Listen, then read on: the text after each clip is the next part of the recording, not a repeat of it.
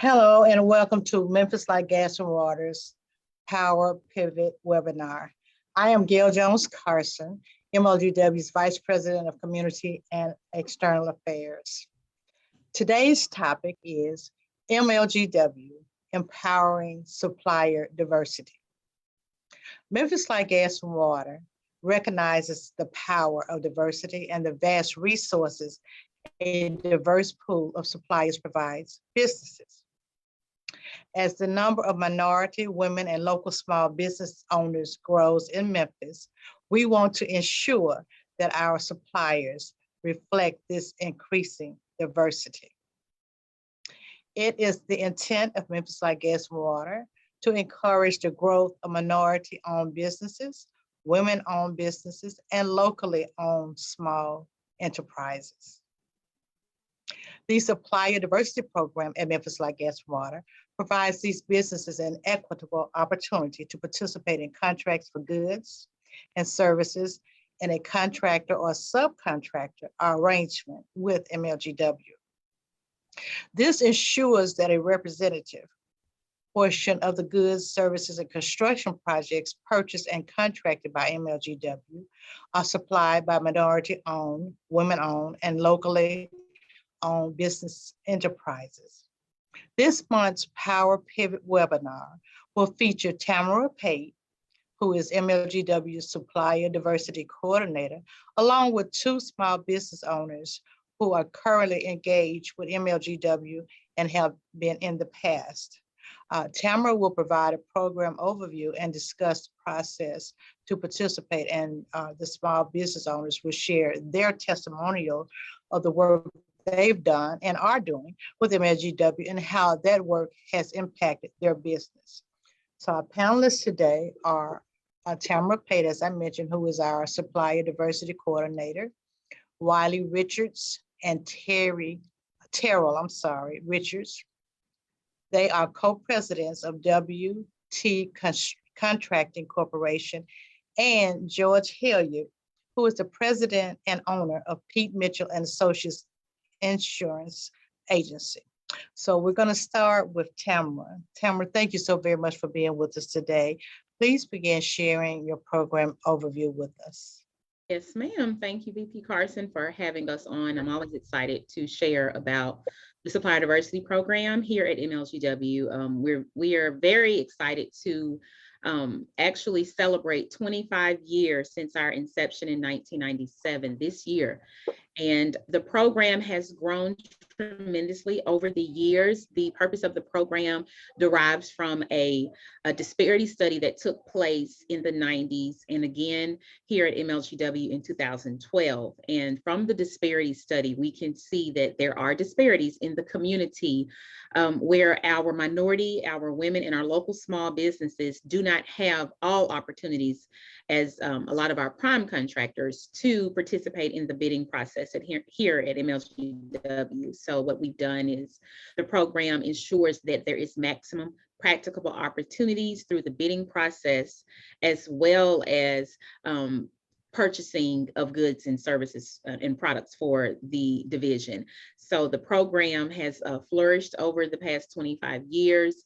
It is a requirement of the program to ensure that all businesses that are a part of the Supplier Diversity Program are 51% owned, operated, and controlled by either a minority of African American descent, Hispanic American, Pacific American, Asian American, also residents of the United States, citizens of the United States, as well as residents of the area. And for our women-owned businesses, you must be a woman. It's a group of women or a woman, 51% ownership, operation as well, and control of the company.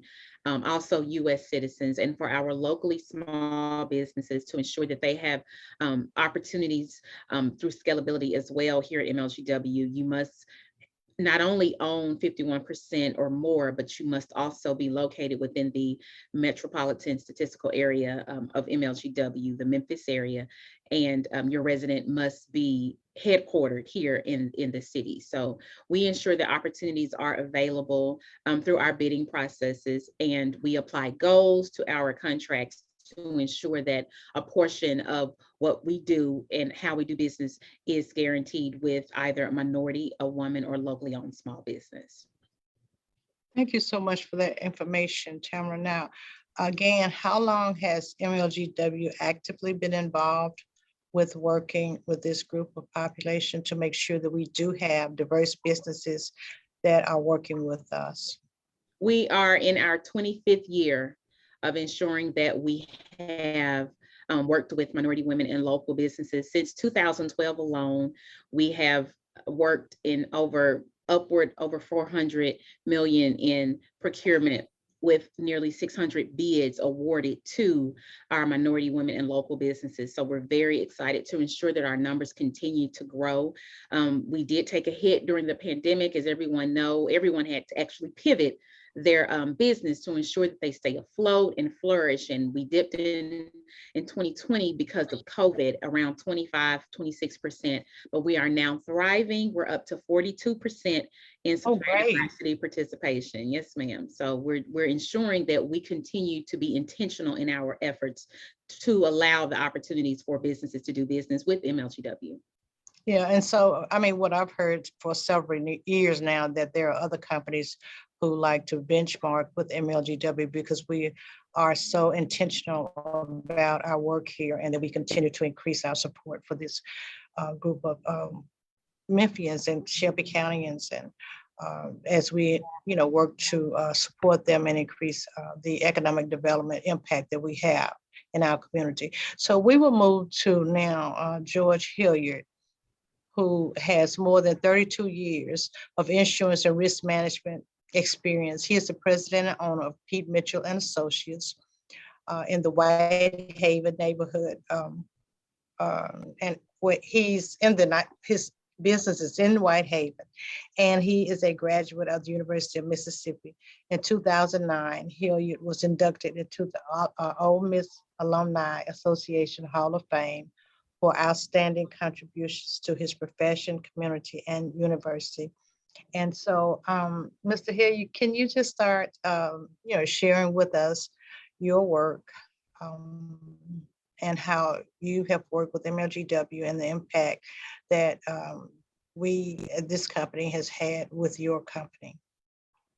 Well, first of all, thank you for allowing me to participate. I guess I should have asked you how much time I have, because we go back. Our relationship with Memphis Light, Gas, and Water go back at least 20 years.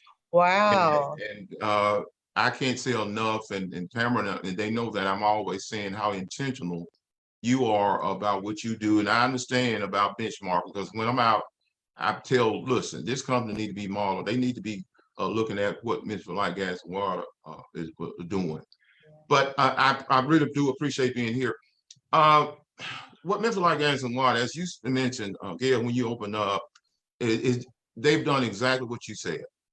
In the insurance industry, it is difficult for a small or minority business to compete for governmental business. I mean, it's really a challenge. First of all, what makes it a challenge?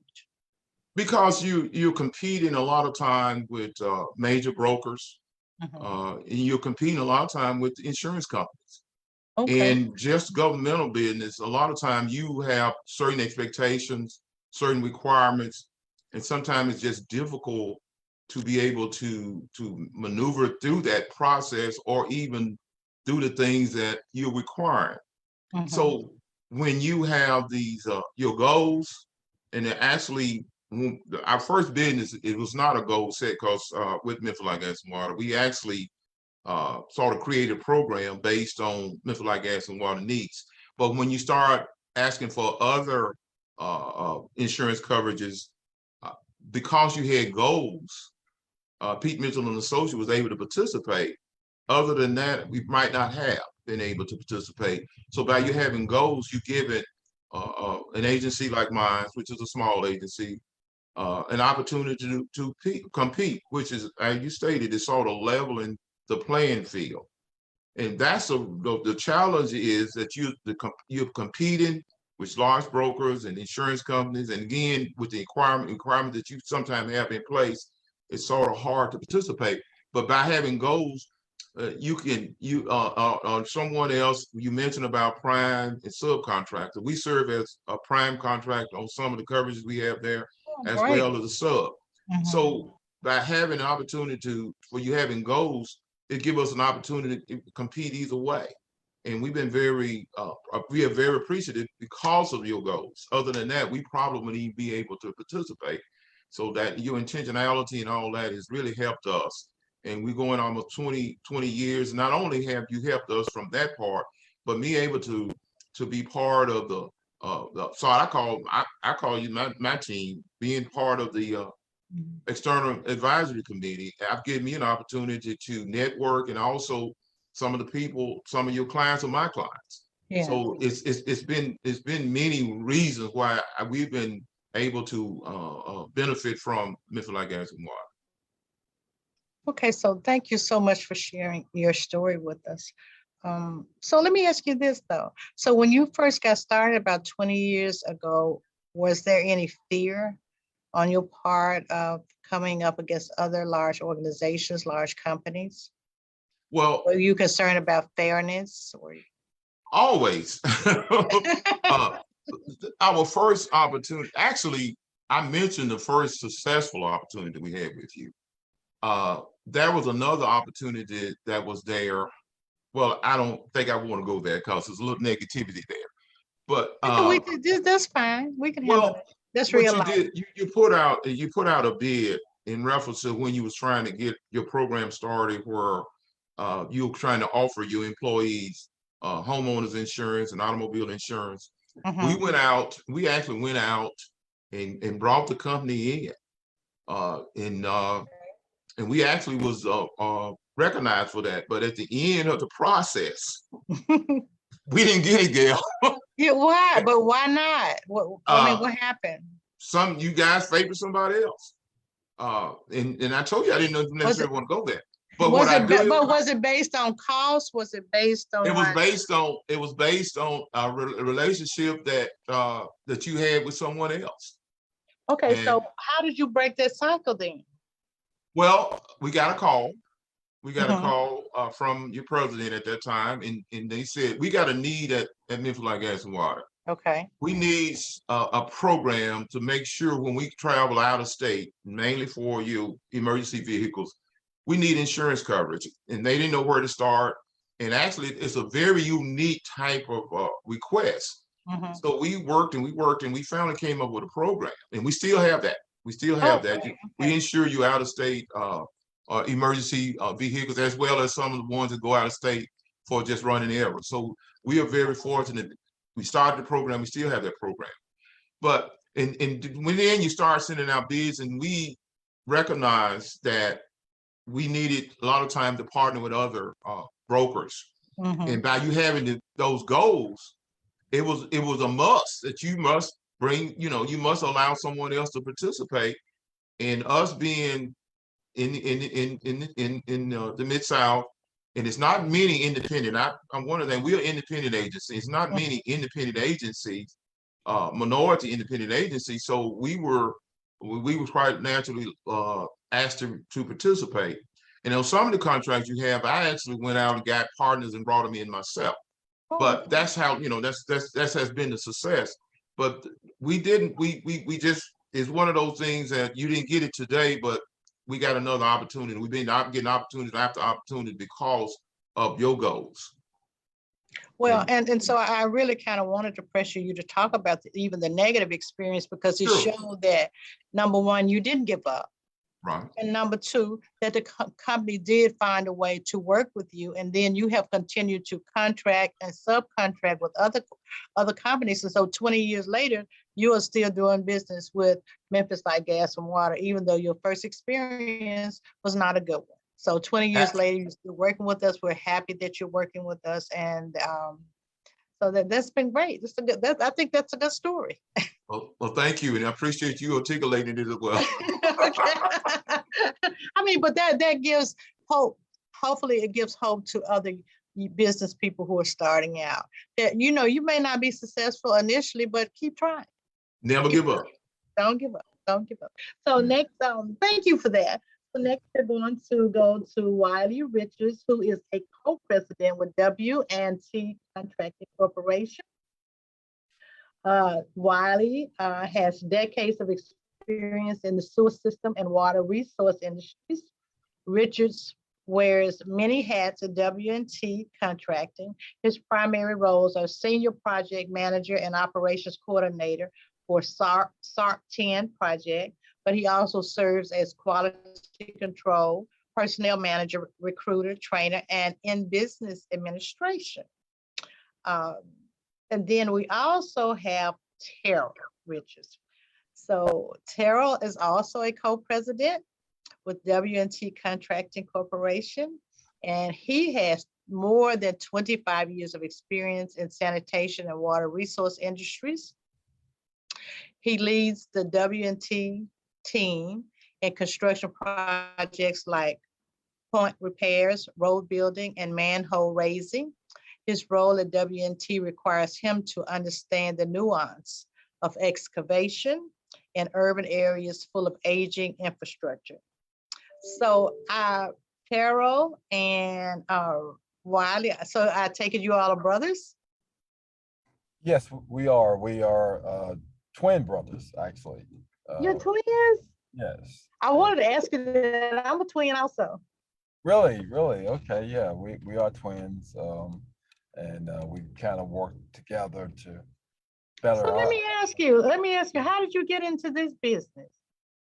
Well, to be honest, we are second generation. Our father originally started out many years ago.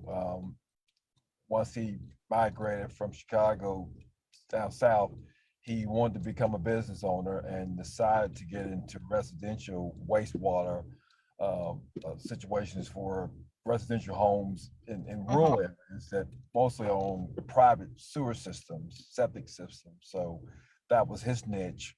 And so we've grown from individual rural septic systems for individuals, private owners, to municipal commercial construction work that includes sanitary. How long did it take you to get there? Oh, it was it took some time, because obviously originally when he started, there was obviously many challenges. There weren't very many, minority businesses, minority contractors, I should say. And so obviously he faced some challenges, as you know, growing up in some years. But there was a constant, thrust to want to move forward and take on additional opportunities as they were available to them. But obviously we were aided when we moved the operations closer to Memphis and ultimately moved to Memphis. We realized and recognized the opportunities the city provided to minorities, because obviously, Memphis, Shelby County, the minority participation, minority growth, I should say, has aided, you guys' efforts to really try to be intentional about bringing upon and encouraging minority businesses to pursue, goals and that sort of thing. And so we tried to really focus in on that, and MLGW has been helpful. And I really think they, as Mr. Hilliard mentioned, very, very intentional and trying to ensure that there's representation on these construction projects. And not only are you concerned with that participation, you make sure that contractors are getting paid, and you're not going to allow contractors to not be paid. And you make sure of that. And I just like that thoroughness that you guys provide, because at the end of the day, you want to do the work, you want the opportunities, but you certainly want to be paid, when payment time is available to you. So you guys really stay on top of that, and it's been really good to us. So far we participate in several subcontract opportunities in construction that have been fruitful, to us. Actually, we're getting ready to start another project, which as a subcontractor, and we look forward to it. We worked on the Mallory pump station, and we got another upcoming project. Trey, what is the upcoming project that we're getting ready to get started with? It's contract number one. I think it's 12343. It's chemical containment different water pump station sites where we're going to do some demolition with one of our partners, Chris Hill Construction. Right. So as Again, yes, Wiley just stated, yeah, MLGW is a wonderful company. They do all that they can to help nurture minority businesses. If I was a business, I would try to get involved with MLGW. Always coming out with jobs to bid. They are very attentional. The whole team is great to work with. So if I was the company in this industry, try to get involved with MLGW. I think it'll be very fruitful for you. Okay, so let me run this by you all. Sure. Are you all identical twins? We We are. are identical. So who's the boss? My Oh, sister. Wiley's the boss. No. You got that wrong. Really, I handle most of the construction activities, and Wiley does more of our field service division. So Okay, all right. We have plenty to do. Okay, so let me ask y'all this. So there are a lot of second and third generation business owners, but there are also a lot of children who don't want to go into the business that their parents start. I mean, there are so many. It's just not their interest, not their desire. So what made you all move to follow your parent into this business? Good. That's a great question. I guess our parents did a good job of nurturing us in the business. They started us off in a young age of working and being attentional about work and effort and trained us up, I guess, in the way that we would, follow what they were doing. And we believed in what they were doing, and we thought that we could do it too. But, I guess a lot of it just the training we had growing up. I mean, they were very attentional in the upbringing. Yeah. So do you have any other family members in the business? We have a sister that works with us, but other than my sister, no, we don't have any. Okay, so what was your first experience? How was your first experience with Memphis Light, Gas and Water? I mean, George Hilliard, he gave us an amazing story. His tenacity kept him going. He's here 20 years later. So what were you all's first experience? We bid a couple of jobs with MLGW. We also, we're licensed in bonded, and we didn't have any luck with it, but we got other partners that we work with. They had some opportunities that they were bidding some projects, and we decided to, tag team with them. And again, MLGW is always reaching out. They're always emailing, always inviting us to bid on different projects. They're very attentional. So it's on you. I mean, it's, MLGW is doing their part. It's on you as a business owner. Let me add this to Ms. Carson's question. I will say, I'll have to kind of mimic Mr. Hilliard a little bit. It was probably 20, I don't know, maybe 15, 20 years ago. I was trying to pursue some opportunities with MLGW in the space of hydro excavation. We knew that would be not technology, but an apparatus, you say, construction that's utilized to daylight utilities in a way that would be less potential for, hitting a utility or disrupting a utility. And I will say, I tried very hard to seek inroads, but that was not an application you guys were really utilizing. I think I was probably a little bit beyond before you guys were really utilizing that sort of technology, and things didn't work out. And I've just now seen you guys, I think you have your own trucks, and would love opportunity in that space. If you ever can come up with a contract, we do provide that service to other municipalities, but I will say it didn't work out. I mean, I tried hard to make the inroads, but I agree with Mr. Hill. I do think at that time, there was probably a little more, we work with the companies that we know, we're familiar with, and we're really not interested in someone new. And so I do think that vibe was there. But since that time, that was about 20 years ago, close to 20 years ago, I think the management style and processes has changed dramatically to really move forward. And I think that, as we've said, great organization, a lot of good things going on, a lot of intentional efforts. We're very happy. Yeah, there are many opportunities. Well, I'm so happy that neither of you gave up on MLGW and that you continue to say, now we're gonna get some of this business. There you go. That's it. That's the attitude. I mean, we are a public utility, and all our residents of Memphis and Shelby County should have equal access to our business, and we are very intentional about making sure that access is available. And that we wanted to make sure that it is an even playing field for everyone. And I'm just pleased to hear you all's stories, and I'm hoping that others who may hear your stories, if they've not been successful with a bid or two, to continue to bid with MLGW. Tamara, how do you want to deal with that particular situation right there? Yeah, thank you. I really would like an opportunity to chime in at this moment.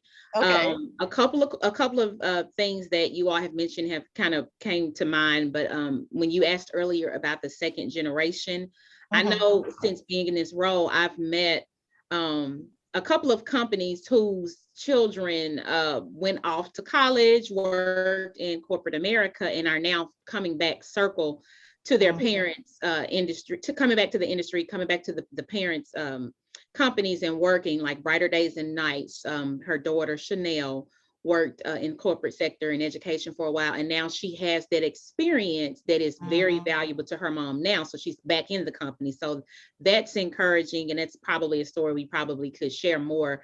We have, when you go in corporate America and get that experience is what your parents will need. So coming back and utilizing what you've learned in your either in education, in college, or coming back, that can be a valuable resource to your parents maybe later on in life, not necessarily maybe right when you get out or if you're not going into a trade. My other thought was when Mr. Richards mentioned, and Mr. Hilliard, when they mentioned not being in connection with those companies that were already in the MLGW loop of getting bids. One thing we do offer and encourage that we've been offering more in the past year or so are the bidders orientations. The bidders orientations are a great way for small businesses, potential bidders, potential certified companies to meet some of those primes that have been in the space for quite some time. It's a great way to meet them, to meet those companies in the bidders orientations. And because we're in the virtual world, all of our orientations are now virtual, but what we do offer is making sure if you're interested, you're added to the list. The participants list goes to the primes as well as the subs. And it is the responsibility of a lot of the subs. We encourage you to reach out to those primes, introduce yourself and your company, try to build that relationship so that you have an opportunity to bid with some of the companies that have been in the space for some time. So I appreciate, Tamara, you sharing that information. Sharita, do we have any questions at all? Don't see any questions at this time. Okay, so what we need to do is, I would like for each of you, Wiley, Terrell, and Mr. Hilliard to share with us some positive, motivational information for other business people. Well, we recognize that being an entrepreneur is challenging, but it's rewarding, and you have to take a lot of time the good with the not so good.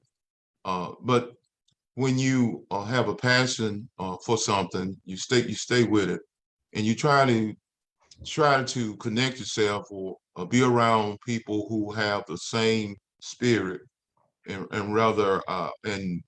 try to connect. And one of the things that I definitely encourage is networking as much as you possibly can. Get out in the community, because a lot of times that's where the relationships are built in the community.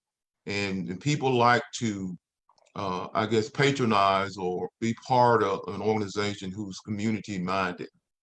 The other thing is, as we just talking about, and one thing you're very intentional about is trying to get, as Tamara said, trying to get a minority or to connect with, I would say, majority companies. So you need to learn your trade, And when you have those opportunities to connect or to partner with some, I would say majority company, you bring value. And I think that's a lot of times when you have the diversity program, a lot of government entities and corporate feel like, well, they just bringing them along. You have to bring value. If you're not bringing value, eventually that relationship is not going to continue, or it's not going to be as strong. So I say always look for opportunity and always try to connect with those who have the same passion, and you have to stick to it, because that's going to be some tough days, and those are the things that I recommend it. And I was asked to give a particular quote of what I think, and a lot of times until we lose something, we a lot of times don't appreciate it as much. And that's not the exact quote, but when you have something, make sure you cherish it. And in businesses, you really have to nurture, regardless of where you are in where you are in your business. You can be in the survival stage, whatever you are. You just need to make sure that you stay to it and you give it the necessary care that it needs, because it's an organism, whether we want to say it or not, and it constantly needs certain certain things to go. It need to be nourished. So that's some of the things that I would say to any business owner. Okay, so the quote is, too often we learn too late what is really important. There you go. Okay, so Wiley, what are your words of wisdom? Well, I go by the motto of, if you do the right things for the right reasons at the right time, good things will come to you. But I say all that to say just that one quote is that, as Mr. Hilliard mentioned, you really have to nurture your operation. I mean, it will be some challenging times. We've had tremendous challenging times, but we always knew that if we put forth the effort, if we dot our I's, cross our T's, made those relationships, go to those bid organizations, bid openings, meet people, engage, sell what you do, and be intentional about it. We felt as though there could be possibilities that we can really be successful. And so you really have to want it. You really have to understand that there will be many, many dark days. But if you have a passion, a desire, and a willingness, and you want to do the right things for the right reasons, you can be successful. Okay. Thank you for that, Wiley. So, all right, Terrell. Yeah, I like to What's your great words of wisdom? My great words of wisdom: you have to love what you do. Again, there are many opportunities out there, but you find what you love to do. Take it seriously. Bring passion every day. Be willing to roll your sleeves up and do whatever it takes to make your business work. You gotta perform. Nobody's gonna want to hire you if you can't perform. So keep that in mind. It's not about having a business. How do you stay in business? And you got to give it your all each and every day. So try to perform well, be professional, do the right things, and the right things will come to you. So, but again, we don't cheat it. We give the same effort every day. So we believe in nurturing our business, and we stay after it every day. So you got to love it. If you don't love it, business is going to be very impossible to maintain. You got to love what you do. Okay, so before I close out with what Tamara has to share, who's the oldest, Wiley or Terrell? I am Terrell the oldest. How many minutes? Often say 5 minutes, but I really don't know. I've already repeated that. So. Okay, Terrell, what do you have for our closing comments for our future current business owners? Again, Thank you. Sorry. Go on. I'm so sorry. Go on. No, I was just going to say, yeah, just for all business owners, please, MLGW is a great opportunity. Get involved. Just get involved. Get to know what they bring to the table. They're trying to help you, but you got to participate. So this staff does a great job, and I'm glad to be associated with MLGW. Thank you so much for that, Tamara. Thank you. Again, Mr. Richards, thank you all so much. They've actually done a video for MLGW We've toured their facility and they've given their testimonial via video. We appreciate Mr. Hilliard, who's taught on panels for us to give information about financing and bonding. And I want to thank you guys personally. Since I've been here, you've been very adamant about participating in our program, and we definitely appreciate it. My closing thoughts: anyone who's interested in doing business with MLGW, if you've tried in the past, as you can see, giving up is not the thing for you to do. You need to continue to try, continue to place bids, make bids, come to our event so that you can meet potential bidders that you can bid with, and learn more about our program at mlgw.com/bids, BIDS. We also have a Monday Mingle coming up the second Monday of July. Every second Monday, we host Monday Mingle, a virtual event